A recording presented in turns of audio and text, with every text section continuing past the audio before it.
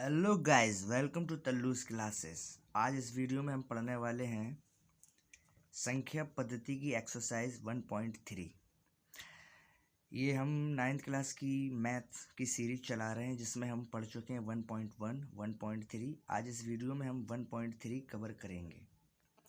तो चलिए, पहला क्वेश्चन है हमारा। पहला क्वेश्चन पढ़िए अपनी बुक में।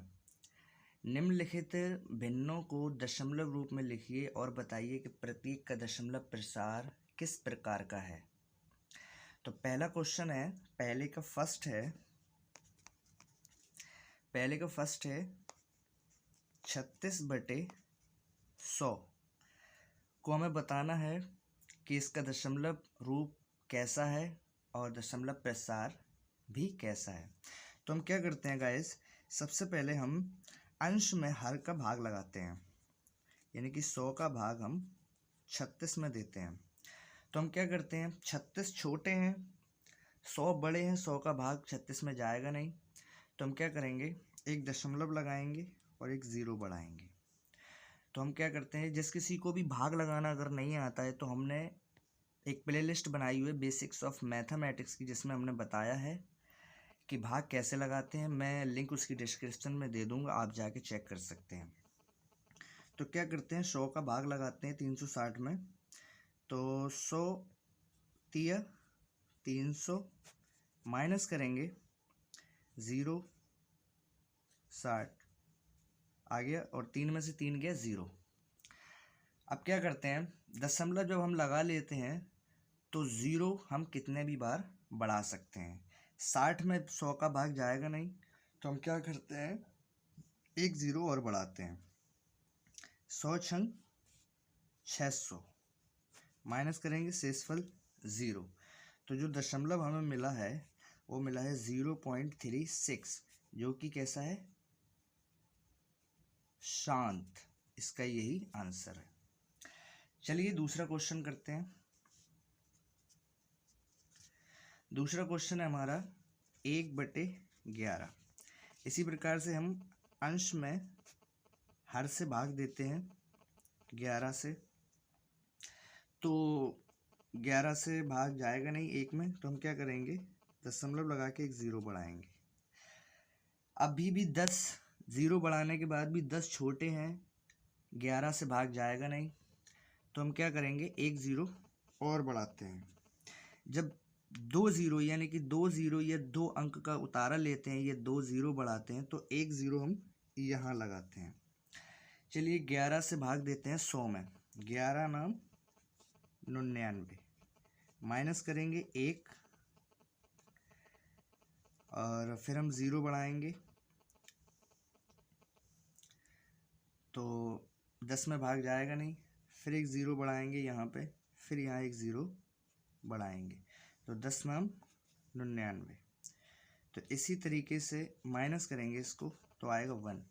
इसी तरीके से ये जो दशमलव है हमारा, सॉरी गाइस इसमें एक गलती हो गई, यहाँ 0 नहीं आएगा, 99 आएगा। 2 0 हम बढ़ा सकते हैं क्योंकि हमने पहले ही 0 लगा लिया। तो क्या इसमें माइनस करेंगे 1, फिर 0 बढ़ाएंगे, फिर भाग देंगे, फिर वही माइनस करेंगे, फिर 1 आएगा। तो ये यही आता चला जाएगा 0.099 ... तो ये हमारा जो होगा वो अशांत होगा। अशांत, अशांत मतलब अनवसानी, अनावर्ती, अशांत दशमलव प्रसार होगा इसका। चलिए तीसरे क्वेश्चन को भी हल करते हैं। तीसरा क्वेश्चन है हमारा 4 कंप्लीट 1/8। तो सबसे पहले हम क्या करते हैं, इसको एक सीधी भिन्न में कन्वर्ट कर लेते हैं। तो 8 चौक 32 और एक 33/8। 8 चौक 32 और एक 33/8। इसी तरीके से हम क्या करते हैं, अंश में हम भाग देंगे हर का। तो 8 चौक 32 माइनस करेंगे 1, और 1 में भाग नहीं जाएगा, दशमलव लगा के 0 बढ़ाएंगे। 8 एकम 8 माइनस करेंगे 2 दशमलव हमने लगा ही लिया गाइस, 0 हम बढ़ा सकते हैं। 8 दूनी 16, माइनस करेंगे 4 बचेंगे।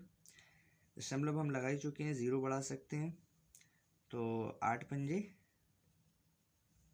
40, माइनस करेंगे शेषफल हमारा 0। तो ये जो हमारा दशमलव प्रसार निकला है 4.125, ये हमारा निकला है शांत दशमलव प्रसार।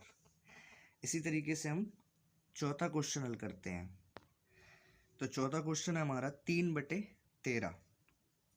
तो इसी तरीके से हम अंश में भाग देते हैं हर से। भाग जाएगा नहीं 3 में, दशमलव लगाएंगे, 0 बढ़ाएंगे, 13 दूनी 26, माइनस करेंगे 4, दशमलव बढ़ाएंगे, 13 तिया 39, माइनस करेंगे 1, 0 बढ़ाएंगे। अब 13 का भाग 10 में जाएगा नहीं, 10 छोटे हैं, तो एक 0 और बढ़ाना पड़ेगा। जब 2 0 बढ़ाते हैं तब एक यहाँ 0 लगाते हैं गाइस। तो 13 सत्ते 91, 13 सत्ते 91, माइनस करेंगे 9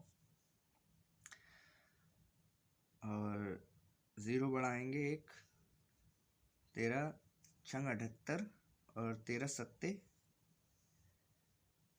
91, तो 90 से कम यानी कि 13 छंग 78। ये गाइस माइनस करके हम यहाँ लिख लेते हैं, माइनस करेंगे तो 90 में से 78 गए 12, तो फिर एक 0 और बढ़ाएंगे, दशमलव लगा ही लिया हमने, एक 0 और बढ़ाएंगे, 13 से भाग देंगे, 13 नंबर 117, माइनस करेंगे 3 और फिर दशमलव लगाएंगे, दशमलव लगा ही चुके हैं हम, 0 बढ़ाएंगे, 13 दूनी 26, माइनस करेंगे 4, फिर 0 बढ़ाएंगे, 13 तिया 39। तो गाइस जो हमारा आ रहा है, तो ये हमारा जो दशमलव प्रसार आ रहा है वो रिपीट हो रहा है, यानी कि बार बार वही नॉन टर्मिनेटिंग है ये और नॉन रिकरिंग है। तो जो दशमलव प्रसार हमारा होगा 2307692 तो ये हमारा जो आता चला जाएगा इसको हम बोलेंगे अनवसानी अशांत अनवसानी आवर्ती दशमलव प्रसार, इसका ये आंसर होगा। चलिए 5वां क्वेश्चन करते हैं गाइस। इसी तरीके से हमारा 5वां क्वेश्चन है 2/11। अंश में हम भाग देंगे हर से, नहीं जाएगा दशमलव लगाएंगे, 0 बढ़ाएंगे, 11 एकम 11, माइनस करेंगे 9, दशमलव लगा ही चुके हैं, 0 बढ़ाएंगे, 11 अट्ठे 88, माइनस करेंगे 2, दशमलव लगाएंगे, दशमलव लगा चुके हैं, 0 बढ़ाएंगे, तो 11 एकम 11, माइनस करेंगे तो आएगा हमारा 8, 0 बढ़ाएंगे, दशमलव लगा ही चुके हैं, 9 आएगा, 9। इसी तरीके से हम 11 अट्ठे 88, माइनस करेंगे 2, वही आता चले जाएगा, तो ये हमारा जो दशमलव प्रसार होगा 0.1818, ये हमारा अशांत अनवसानी दशमलव प्रसार होगा। ठीक है गाइस, तो चलिए हम 6 क्वेश्चन को करते हैं। पहले का 6 329 400 329 400 का हम इसमें भाग देंगे।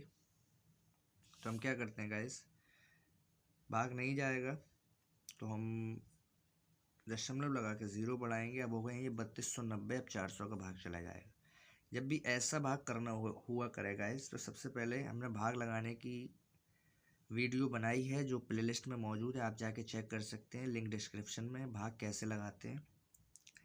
तो गाइज इसके 2 अंक छुपा लें, जितने इसके अंक छुपाएं उतने ही इसके अंक छुपा लें। छुपाने के बाद 4 से 32 में भाग दें, 4 अट्ठे 32 यानी कि 8 बार में जा सकता है। 8 का गुणा हम इसमें कराएंगे तो 4 अट्ठे 32 यानी कि 3200 माइनस करेंगे यानी कि 90। 400 का भाग 90 में जाएगा नहीं, तो हम क्या करते हैं, दशमलव लगा ही चुके हैं, 0 बढ़ाएंगे, 400 दूनी 800 माइनस करेंगे 100 और 0 बढ़ाएंगे तो माइनस करेंगे 100 और 0 बढ़ाएंगे तो 1000 हो गए हमारे। 400 दूनी 800 माइनस करेंगे 200, 0 बढ़ाएंगे 2000 और 400 पंजे 2000 माइनस करेंगे शेषफल 0। तो ये हमारा जो दशमलव प्रसार आया है ये आया है शांत दशमलव प्रसार, इसका ये आंसर है। तो गाइस चलते हम अपने दूसरे क्वेश्चन पे। हम पहले क्वेश्चन के सारे पार्ट्स हल कर चुके हैं। दूसरा क्वेश्चन है गाइस हमारा, आप अपनी बुक में पढ़िए। आप जानते हैं कि 1/7 यानी कि 1/7 बराबर 0.142857 है। वास्तव में लंबा भाग दिए बिना क्या आप ये बता सकते हैं कि 2/7, 3/7, 4/7, 5/7, 6/7 के दशमलव प्रसार क्या है? यदि हाँ तो कैसे? तो चलिए इस क्वेश्चन को हम क्या करते हैं, हमें वैल्यू दी गई है 1/7 इज इक्वल टू 0.142857। हमें इसकी वैल्यू दी गई है और हमसे निकालने के लिए बोला है 2/7, 3/7, 4/7 और 5/7 और 6/7। तो हम क्या करते हैं, एक एक करके हम सबकी वैल्यू निकालते हैं। तो पहले हम निकालेंगे 2/7 की वैल्यू। क्या हम इसको इस तरीके से लिख सकते हैं, 2 गुणा 1/7। तो इसको जब गाइस हम ऐसे लिख सकते हैं तो हमें पता है 2 गुणा 1/7 की वैल्यू हमें दी है 0.142857। 2 का जब हम इसमें गुणा कराएंगे तो हमें जो गुणनफल मिलेगा वो मिलेगा 0.285714। ये गाइस कैलकुलेशन मैंने पहले ही करके रख लिए हैं, आप लोग जब गुणा करोगे तो यही आंसर आएगा।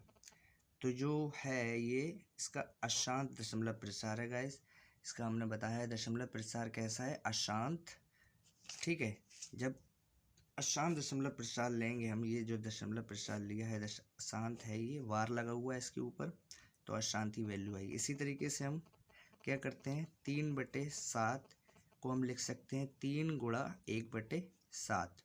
तो हम क्या करते हैं, 3 इंटू 0.142857 इज इक्वल टू, जब हम इसका गुणा कराएंगे 3 का इस वैल्यू में तो हमें मिलेगा 42857 एंड दैट इज द 0.428571 जो होगा ये अशांत दशमलव प्रसार होगा, नॉन रिकरिंग। ओके गाइस, सो आगे हम वैल्यू निकालते हैं 4/7। तो 4/7 को हम लिख सकते हैं 4 इंटू 1/7, क्योंकि जब भिन्नों का गुणा कराते हैं इसके नीचे अगर हम 1 मानेंगे तो इसका गुणा इधर और इसका गुणा इधर कराएंगे तो 4 एकम 4 और 7 एकम 7। तो जब गुणा करके ये आ सकता है तो क्या इसको हम इसमें लिख सकते हैं? बिल्कुल लिख सकते हैं। तो 4 इंटू 1/7 की वैल्यू वी हैव गिवन 0.142857 और जब हम इसका मल्टीप्लाई कराएंगे तो हमें वैल्यू मिलेगी 0.571428 और ये भी क्या होगा, अशांत, नॉन रिकरिंग। ओके गाइस, इसी तरीके से हम सारी वैल्यूज़ निकालते हैं। आगे हम फाइंड करेंगे 5/7 7 की वैल्यू, इसको हम लिख सकते हैं 5 इंटू 1/7 एंड इसी तरीके से 4 नहीं 5 इंटू 0.142857 एंड आंसर इसका होगा गाइस, आप लोग गुणा करा लेना 5 का, इतने में गुणा जब कराएंगे आप तो आपको वैल्यू मिलेगी 0.714285 एंड ये भी हमारा क्या होगा, अशांत। इसी तरीके से गाइस हम लास्ट का निकालते हैं अपने 6/7, तो 6 into 1/7 and 6 into 0.14285 and that is the 0.857142 and ये भी क्या होगा हमारा, अशांत। ठीक है ना गाइस, तो हमने दूसरे क्वेश्चन के सारे पार्ट्स हल कर लिए। चलते हैं हम अपने तीसरे क्वेश्चन पे। तो तीसरा क्वेश्चन है गाइस हमारा, पढ़िए अपनी बुक में, निम्नलिखित को P/Q के रूप में व्यक्त कीजिए जहां P और Q पूर्णांक हैं तथा Q 0 के बराबर नहीं है। तो निम्नलिखित को P/Q के रूप में हमें लिखना है। ठीक है गाइस, तो इस ऐसे क्वेश्चन को कहने के लिए हम थोड़ी सी आपको हिंट बताना चाहेंगे। जो बार होता है, बार, अगर मान लीजिए अपनी बुक में देखिए, अगर बार जो है वो एक अंक पे लगा हुआ है, एक अंक पे, एक अंक बार, तो हम क्या करते हैं, 10 से गुणा। ठीक है गाइस, अगर जो बार है वो 2 अंक पे लगा है तो हम क्या करते हैं, 100 से गुणा। और अगर जो बार है वो 3 अंक पे लगा है, ये बार जो है 3 अंक पे लगा है, तो गाइस हम करते हैं 1000 से गुणा। तो तीसरे सवाल का पहला जो पार्ट है वो ये है, 0.6 बार को हमें P/Q की फॉर्म में कन्वर्ट करना है। तो दशमलव जो अशांत दशमलव होता है, बार मीन्स अशांत, नॉन रिकरिंग तो होता है, इसको करने के लिए हम क्या करते हैं, सबसे पहले हम इसको माना x बराबर 0.6 बार। हम क्या करते हैं, हमने इसको एक समीकरण फॉर्म में बना लिया, एक समीकरण के रूप में बना लिया। ठीक है, इसके बाद हम क्या करते हैं, दोनों पक्षों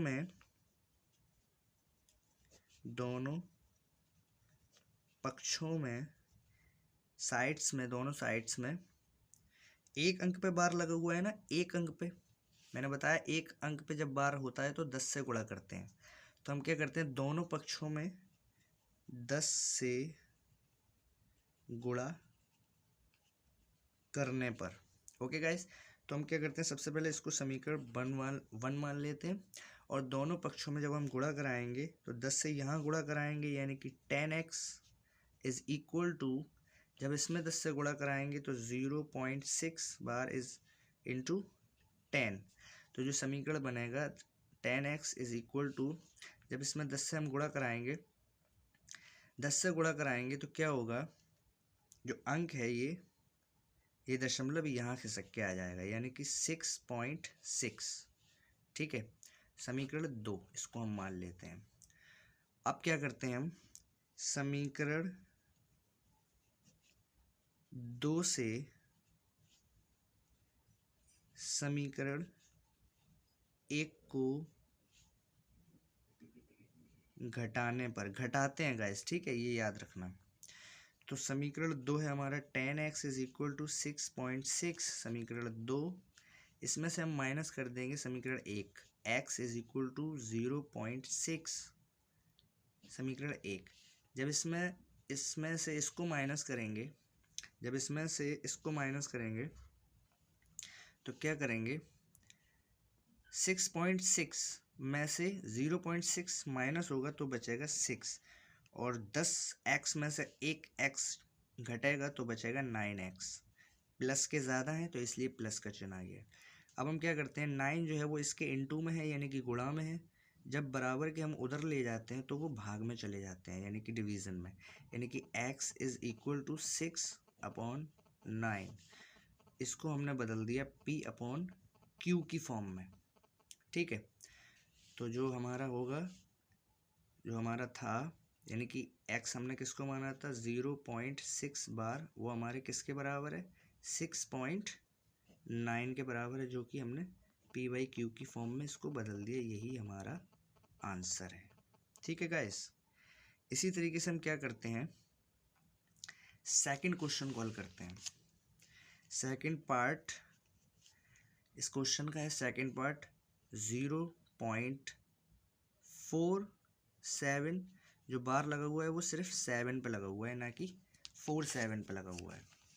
ओके गाइस, तो हम क्या करते हैं, सबसे पहले माना x इज इक्वल टू 0.47 बार। हम क्या करते हैं, पहले 10 से गुणा करेंगे तो हो जाएगा ये 10x इज इक्वल टू, ये हमारा 10x, जब 10 से हम इसमें गुणा कराएंगे 0.47 इंटू 10 से इसमें गुणा कराएंगे तो आएगा 10x इज इक्वल टू, ये दशमलव हमारा एक अंक राइट साइड में खिसक जाएगा तो आ जाएगा 4.7। ठीक है, समीकरण 2, और ये हमारा समीकरण 1। अब क्या करते हैं गाइस, अब दशमलव के बाद 2 अंक दिए हों और एक अंक पे बार चढ़ा हुआ हो तो हम क्या करते हैं, पहले 10 से गुणा करते हैं और फिर 100 से गुणा करते हैं। वो इसलिए करते हैं क्योंकि 47 जो है, जब हमने 10 से मल्टीप्लाई किया तो हमें मिला 4.7। 4.7 0.47 में से नहीं माइनस हो सकता, इसलिए हम क्या करते हैं, समीकरण 2 में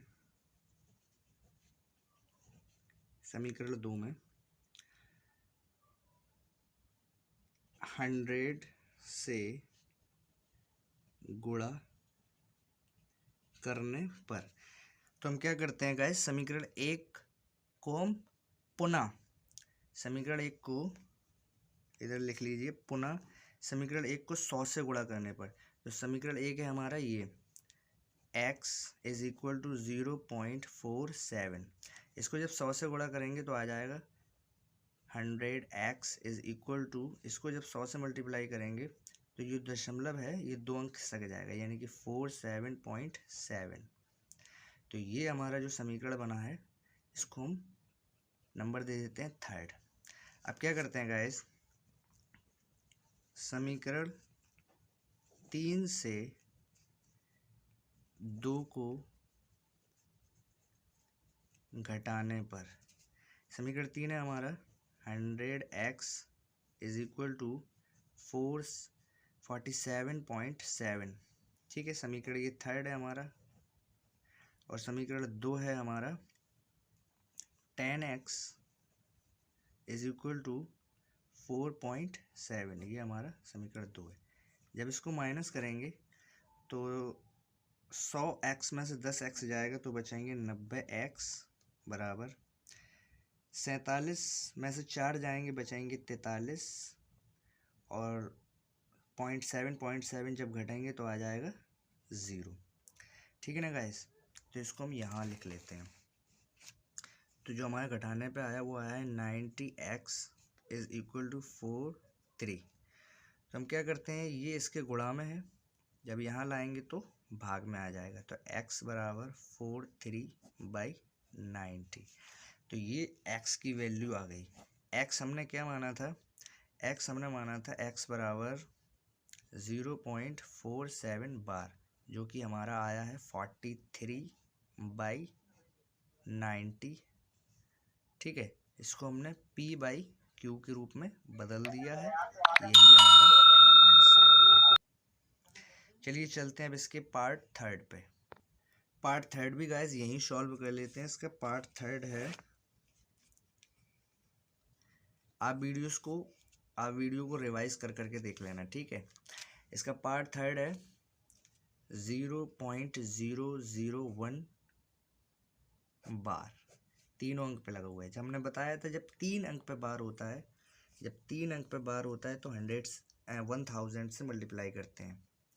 तो हम क्या करते हैं, माना x इज इक्वल टू 0.001 गुणा करते हैं 100 से, यानी कि 100 से नहीं 1000 से गुणा करते हैं। 1000 x इज इक्वल टू, जब इसमें 1000 से गुणा करेंगे तो 10 की घात 3 से जब गुणा हो रहा है तो 0.3 अंक राइट साइड में खिसक जाएगा। जब हमारा आ जाएगा 1.001 ये आ जाएगा हमारा।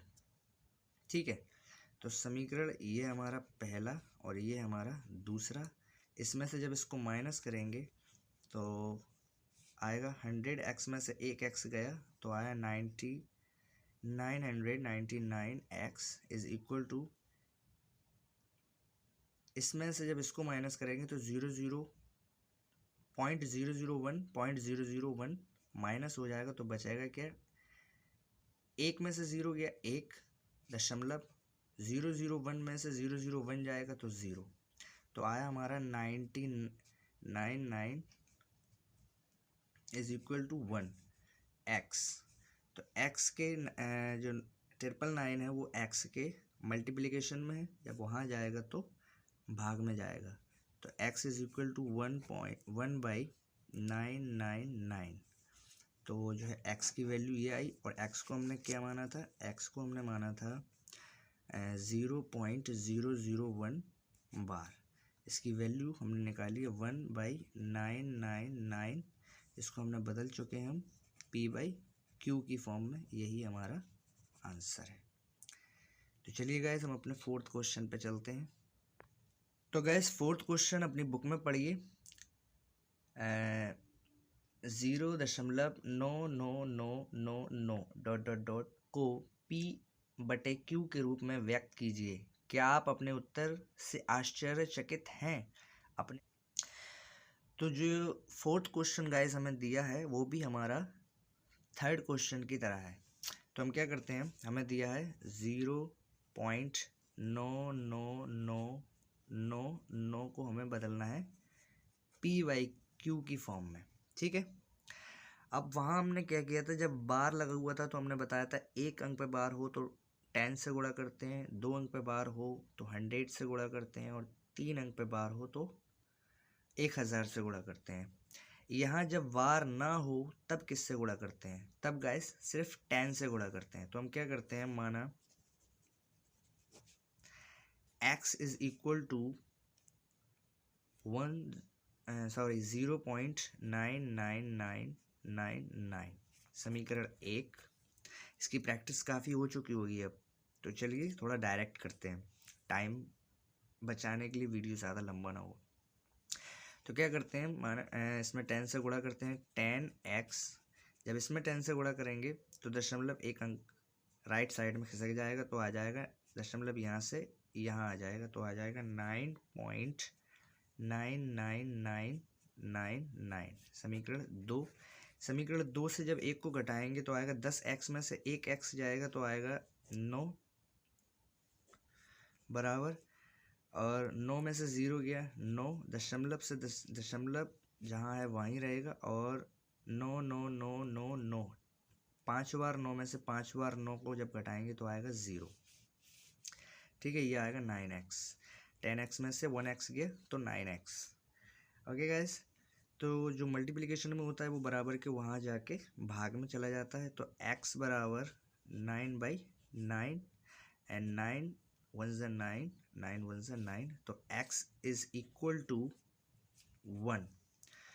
तो x इज इक्वल टू 1, इसके नीचे हम 1 मान सकते हैं, तो p/q की फॉर्म में हमने इसको बना लिया। तो x हमने किसको माना था, x बराबर हमने माना था 0.99999, दैट इज 1, एंड इसके नीचे अगर 1 मानते हैं तो ये हमारा p/q की फॉर्म में बन चुका है, and that is the answer of this question. चलिए पांचवा क्वेश्चन सॉल्व करते हैं। पांचवा क्वेश्चन पढ़िए अपनी बुक में। पांचवा क्वेश्चन अपनी बुक में पढ़िए। पांचवा क्वेश्चन है हमारा 1/17 के दशमलव प्रसार में अंकों के पुनः आवर्ती खंड में अंकों की अधिकतम संख्या क्या हो सकती है। अपने उत्तर की जांच करने के लिए विभाजन क्रिया कीजिए।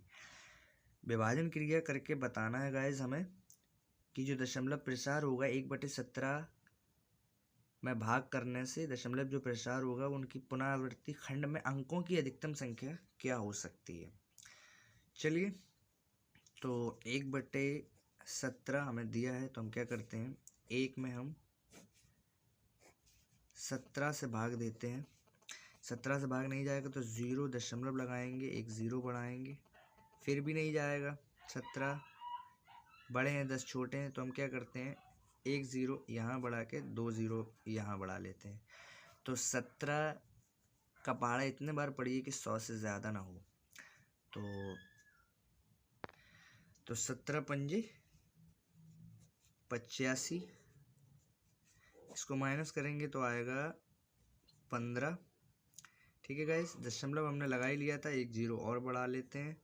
तो अब 150, तो जब 17 का हम 150 में भाग देंगे तो जाएगा 17 अट्ठे 136, माइनस करेंगे। जब माइनस करेंगे तो हम पाएंगे 10 में से 6 गया 4, 4 में से 1 गया, 4 में से 3 गया 1। तो दशमलव लगा ही चुके हैं, 0 बढ़ाएंगे। अभी 150 में दिया 8 बार 136 आए थे, तो 17 से फिर जब भाग देंगे 140 में तो 8 बार जाएगा जो कि 136 आएगा। माइनस करेंगे तो 4, दशमलव लगा ही लिया है, 0 बढ़ा ही सकते हैं। तो 17 दूनी 34, माइनस करेंगे तो वी फाउंड रिमाइंडर 6। 0 बढ़ाएंगे, 17 दिया 51,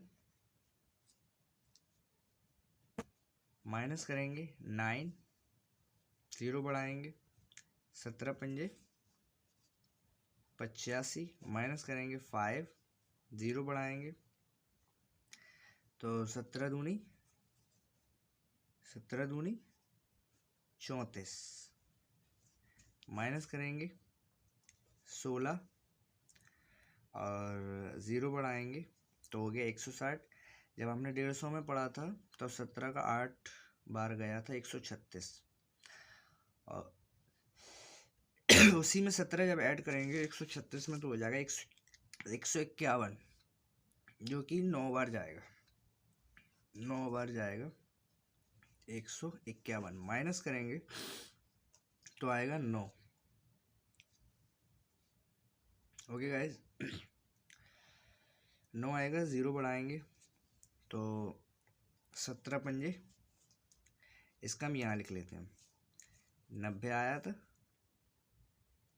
17 पंजे 85, माइनस करेंगे 5, 0 बढ़ाएंगे 17 दूनी 34, फिर माइनस करेंगे 16, 0 बढ़ाएंगे तो 17 नंबर हो जाएंगे तुम्हारे 153 आई थिंक। यहाँ गलती हो गई गाइस, 153 होंगे। तो ओवरऑल जो समझाने का मतलब है वो ये है कि आप भाग लगाना अगर आपको आता है तो आप भाग लगा सकते हैं इस तरीके से लंबी विभाजन प्रक्रिया करके। जो आंसर आएगा, जो मैंने लिख के रखा है, प्री कैलकुलेटेड आंसर जो हमारा है वो है 0.058823529 एंड 11767 एंड डॉट यही आता चला जाएगा।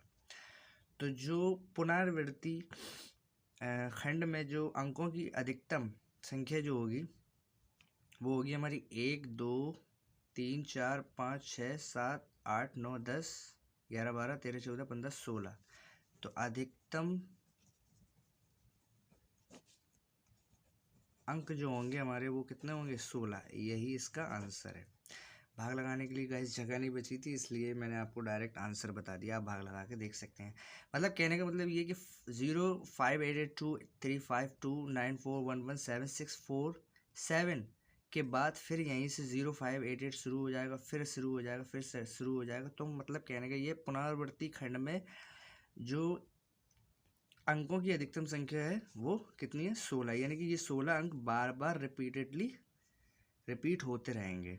ठीक है, तो चलिए हम अपना क्वेश्चन नंबर 6 पे लैंड करते हैं। क्वेश्चन नंबर 6 पढ़िए गाइस अपनी बुक में। क्वेश्चन है हमारा P/Q where Q is not equal to 0। P/Q जहाँ Q 0 के बराबर नहीं है के रूप की परिमेय संख्याओं के अनेक उदाहरण लीजिए जहाँ P और Q पूर्णांक हैं जिनका एक के अतिरिक्त अन्य कोई उभयनिष्ठ गुणनखंड नहीं है और जिसका शांत दशमलव निरूपण है, यानी कि शांत दशमलव प्रसार है। क्या आप ये अनुमान लगा सकते हैं कि Q को कौन सा गुण अवश्य संतुष्ट करना चाहिए? बिल्कुल गाइस, बिल्कुल हम लगा सकते हैं Q को कौन सा गुण अवश्य संतुष्ट करना चाहिए। तो ऐसी जो संख्याएं हो सकती हैं, पहली तो हमारी है जैसे ऐसी हमारी संख्या जो हो सकती है वो है हमारी 9/2।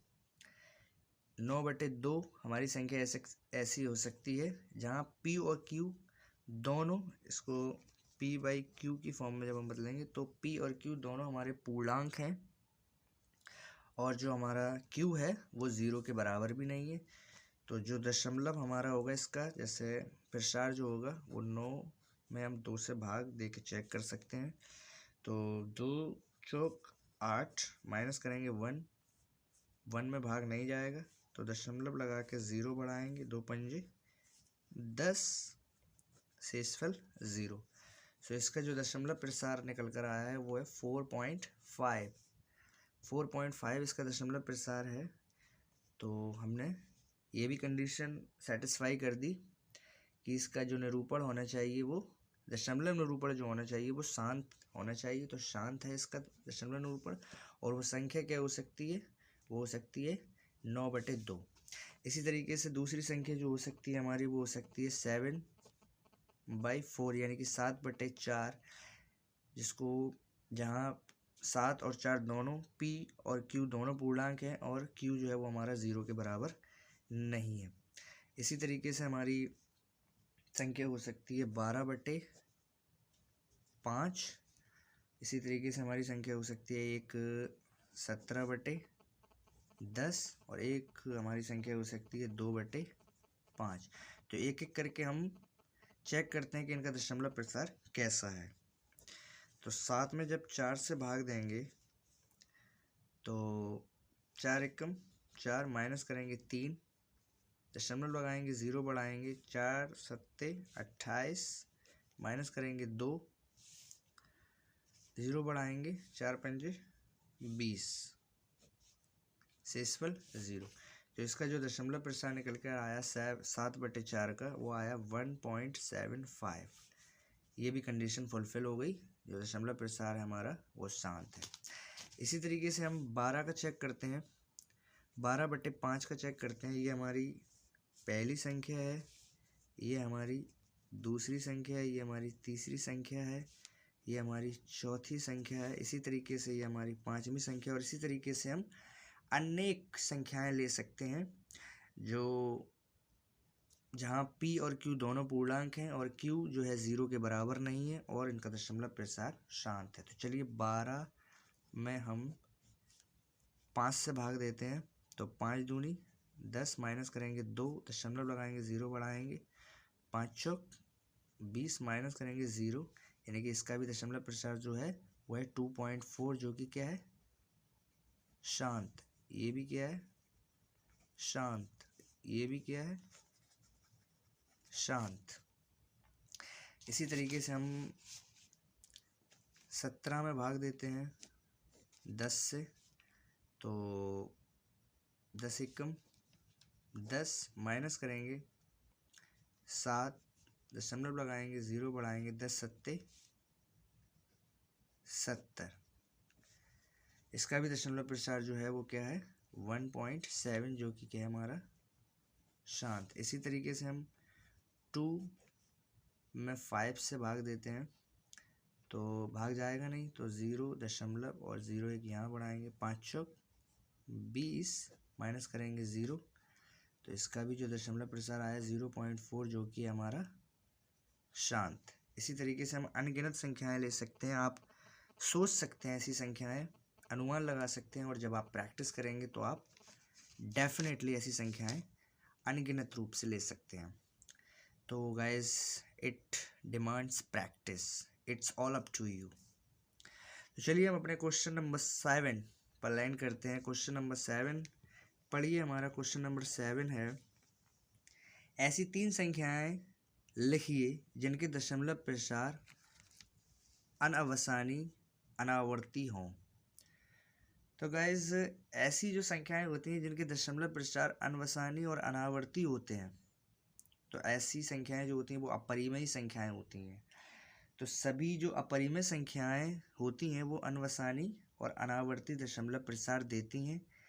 ठीक है, तो हम क्या करते हैं कि स्टेटमेंट लिख लेते हैं पहले। चलिए कथन लिख लेते हैं पहले हम। जो सभी अपरिमेय संख्याएं अनवसानी अनावर्ती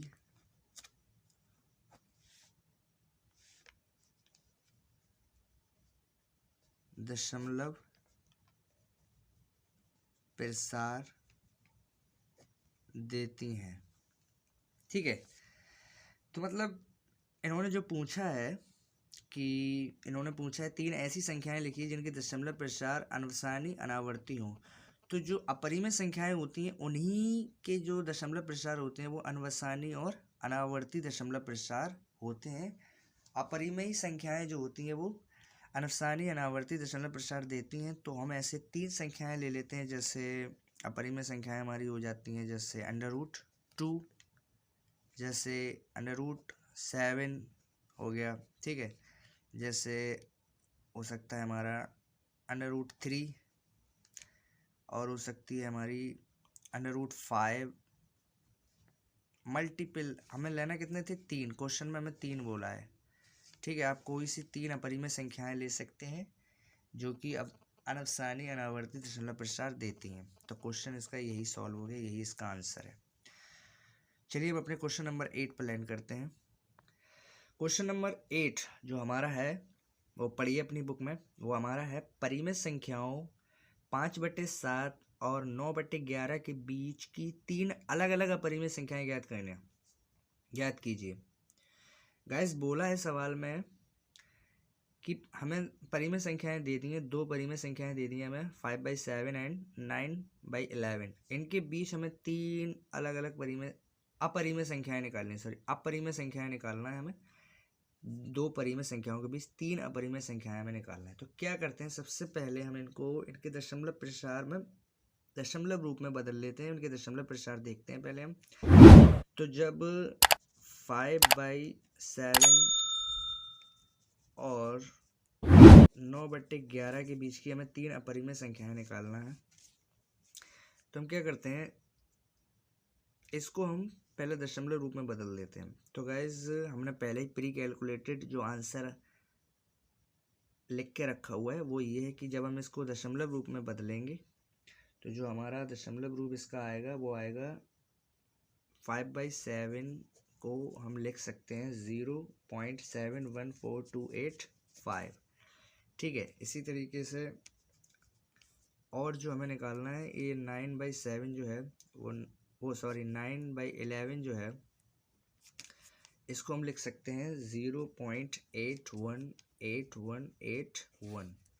ठीक है, तो इनके और इनके बीच की हमें 3 अलग अलग परिमेय संख्याएं निकालनी है। तो हमारी पहली संख्या है वो है 0.7 20100100001, ये हमारी पहली संख्या है। दूसरी हमारी संख्या है 0.7511211231231234, ये हमारी। और तीसरी संख्या हमारी जो है इन दोनों के बीच की, वो है 0.801567243489 ... इस तरीके से ये अपरिमेय संख्याएं होती हैं गाइस। परिमेय संख्याएं और अपरिमेय संख्याएं कैसे पहचानते हैं? जब दशमलव रूप में होती हैं तो जो परिमेय संख्याएं होती हैं वो रिपीटिंग होती हैं, मतलब रिकरिंग होती हैं, और टर्मिनेटिंग होती हैं। ठीक है, या तो टर्मिनेटिंग होती हैं या फिर रिकरिंग होती हैं।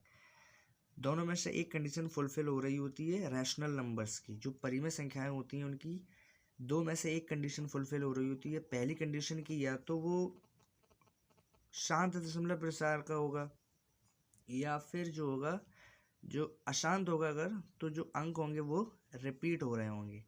सो that is the condition of irrational number to be. और जो अपरिमेय संख्याएं होती हैं इरेशनल नंबर, वो होती हैं ना ही तो वो रिकरिंग होती हैं ना ही वो टर्मिनेटिंग होती हैं। यानी कि non terminating and non recurring numbers जो होते हैं वो हमारे इरेशनल नंबर्स यानी कि जो हमारे परिमेय संख्याएं कहलाती हैं। परिमेय संख्याएं की कंडीशन क्या होती है? ना तो वो शांत होती हैं और ना ही रिकरिंग होती हैं, ना ही वो टर्मिनेट क्या बोलते हैं उसको, ना ही वो टर्मिनेटिंग होती हैं और ना ही रिकरिंग होती हैं।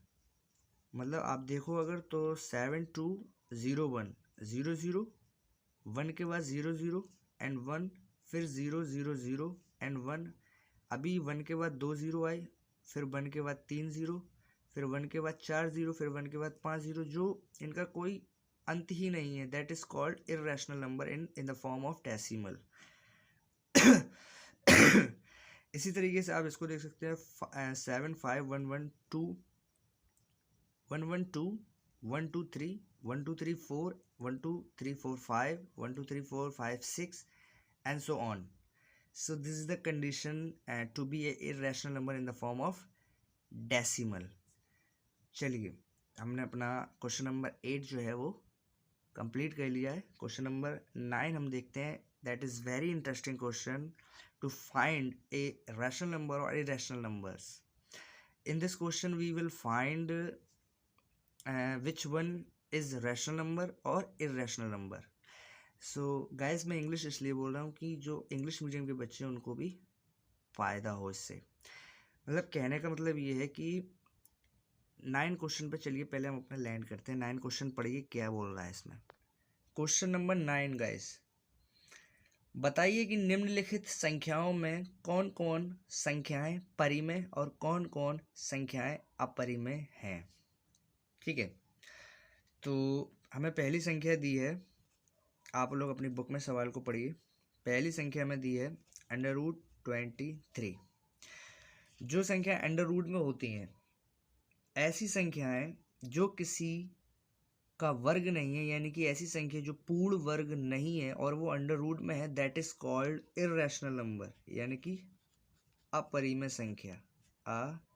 अपरिमेय संख्या, ये अपरिमेय संख्या हुई। अंडर रूट में जितनी भी संख्याएं हैं, बशर्ते वो किसी का वर्ग ना हो, बशर्ते वो पूर्ण वर्ग संख्या ना हो, जो भी अंडर रूट में संख्याएं, वो सारी की सारी संख्याएं हमारी अपरिमेय संख्या कहलाती हैं।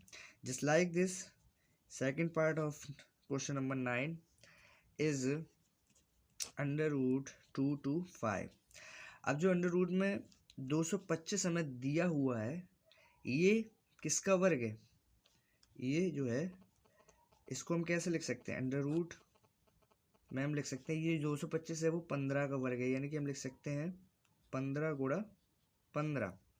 यानी कि अंडर रूट से जब हम संख्या बाहर निकालते हैं तो हम पेयर में संख्या बाहर निकालते हैं ना, युग्म में, तो हम पेयर बनाते हैं इसका।